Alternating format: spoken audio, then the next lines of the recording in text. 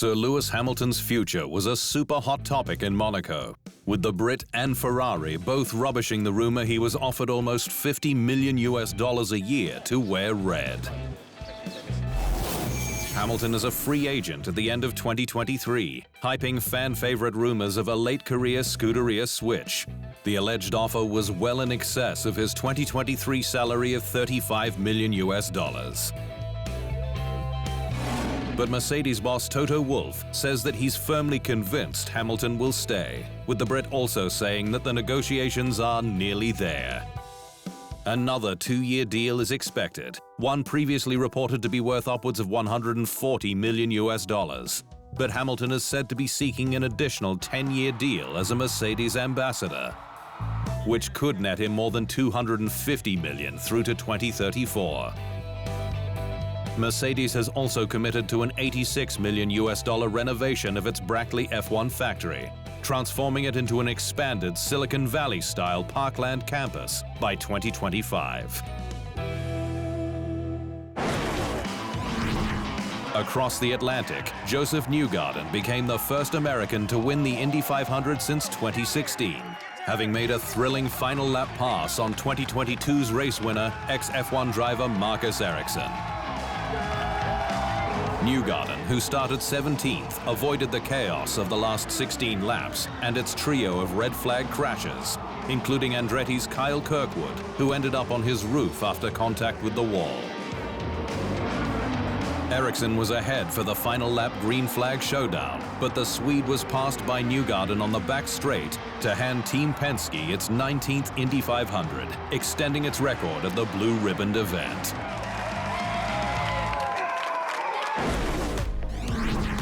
Aston Martin staked its claim on future dominance ahead of Monaco, with confirmation that Japanese automotive giant Honda will join it as a works partner from the 2026 season.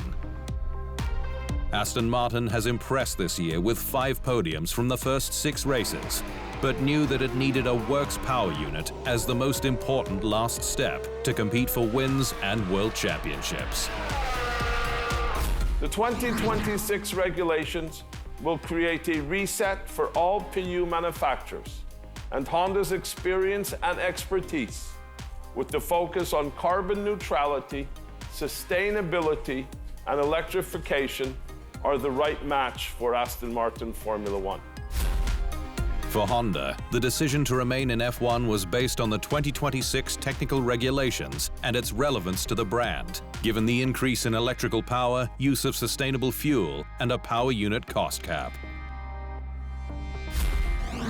With this increase in electrical power, the key to winning will be a compact, lightweight, and high-power motor with a high-performance battery that is capable of swiftly handling high-power output as well as the energy management technology. We believe that the technologies and know-how gained from this new challenge have the potential to directly enhance the competitiveness of our future mass-production electric vehicles, including the electric flagship sports model. Honda's Red Bull partnership will come to a close at the end of the 2025 season, after which it will manufacture its own power units. Staying with Honda, which hopes that its protege Yuki Tsunoda can snap up one of the Aston Martin seats from 2026, despite the fact the Japanese driver still needs to establish himself within the sport. Tsunoda is in his 3rd season of F1 and is a free agent at the end of the year. But while he needs to deliver more consistent points at AlphaTauri, Honda's top brass says it's happy to see him succeeding. We still have 3 years to go, so it's too early for us to say what will happen. I don't think it's the timing to talk about this, but we're hoping that he will become a candidate. But it's up to the team to make the final decision, that's all. Martin Whitmarsh, Group CEO of Aston Martin Performance Technologies, was gracious with his response to the Japanese media, with the following seasons crucial to Tsunoda's future. So we have to have great drivers. I think he must be considered as a candidate. I'm sure he will love to drive for a Honda-powered car. So I think let's see how he makes progress in the next couple of years, and hopefully we can have some serious discussions together. McLaren Racing CEO Zak Brown says he expects his team to be able to fight for podiums and a potential win next year, with a full title chase from the 2026 season. Brown's statement is bold, with the squad currently 6th in the standings, care of a difficult MCL 60 that is in the midst of a raft of upgrades after it missed pre-season development targets. But the McLaren boss is confident that Woking can return to fight at the front, with its new wind tunnel set to be operational this year, and told the sport's official podcast F1 Nation the future is bright. Our goal next year is to get back to a 2021 type season, handful of podiums, a pole, a win, mixing it up. And then 25, we will have had everything that we need and for the sufficient time. So I'd like to think we're going to be winning races in 25, and then once we're winning races, we got the new era starting in 26. On paper, there's no reason why we shouldn't be fighting for the championship. McLaren, which aims to race with F1's top 4 teams by the end of the season, ran a one-off livery in Monaco, with the historic team celebrating its heritage as the only one to win motorsport's Triple Crown. It had a double points score in Monte Carlo, while at the Indy 500, Arrow McLaren got one car to the finish with Alexander Rossi 5th.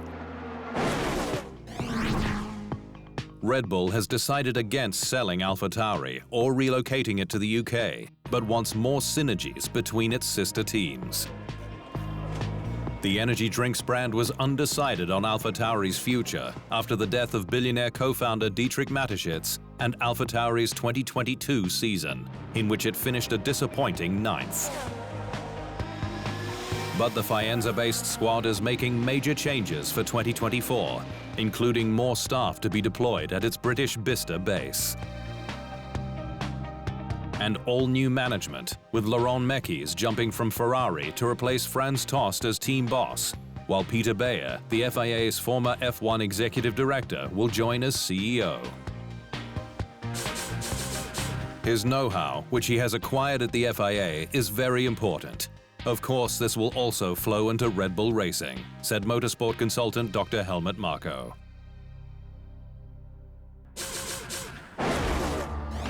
Red Bull's third driver, Daniel Ricciardo, was given a harsh reality check in Monaco, with the brand's motorsport consultant Dr. Helmut Marko stating he's not on the same level as Max Verstappen or Sergio Perez.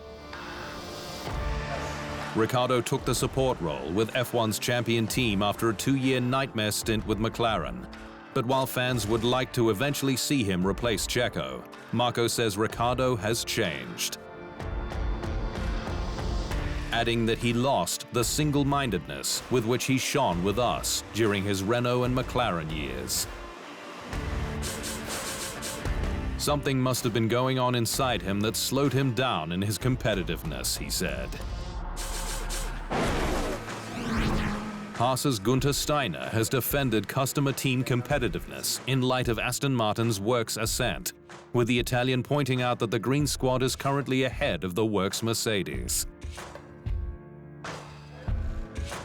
F1 is set to have 6 major automotive manufacturers on the grid in 2026, given the addition of Audi, with Works status crucial for wins and titles.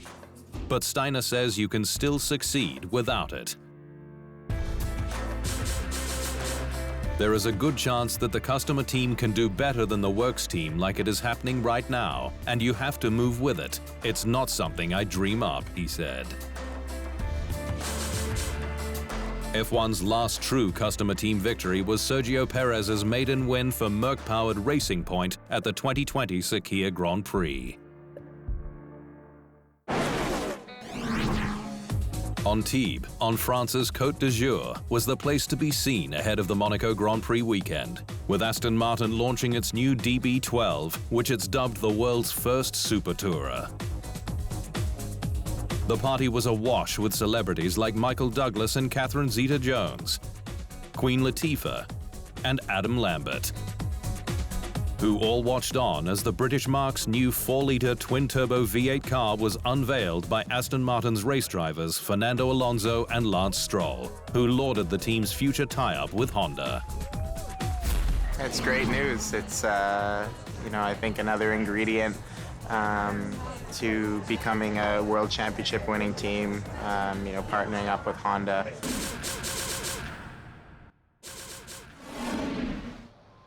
Thanks for watching. To stay up to speed on all things Formula One, make sure you hit the subscribe button.